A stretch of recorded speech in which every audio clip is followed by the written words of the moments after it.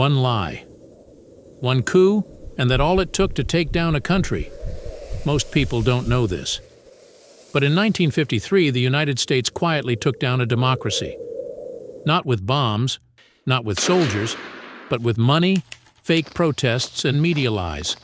The target was Iran. The reason was oil. And this wasn't just any mission. It was the CIA's first coup. They called it Operation Ajax.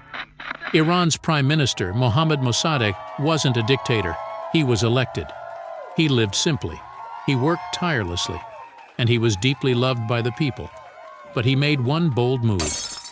He nationalized Iran's oil industry, ending decades of British control. For years, the Anglo-Iranian Oil Company, now known as BP, pumped Iranian oil and sent the profits abroad. Iran saw barely anything. Mossadegh said, "Enough! The oil belonged to Iranians, not to foreign companies." And with that, he triggered the wrath of an empire. Britain was furious. They blocked Iran's ports, froze their assets, and when pressure failed, they turned to the United States for help. At first, President Truman refused.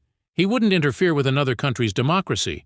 But things changed in 1953 when Dwight Eisenhower entered the White House. The Cold War was in full swing. The world was on edge. Britain came back with a new argument. They didn't mention oil. They mentioned communism.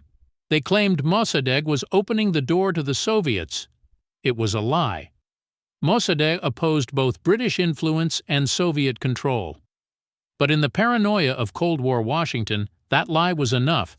The CIA approved a plan: remove Mossadegh, return the Shah, and reopen the oil fields.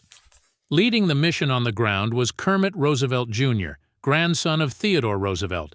He didn't bring tanks, he brought cash, bribes, lies, and a plan to break a government from within. They paid newspapers to print false stories.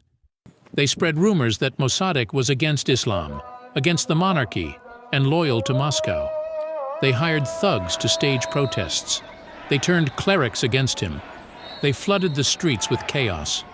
Confusion took over Tehran. The papers contradicted each other. The violence spread.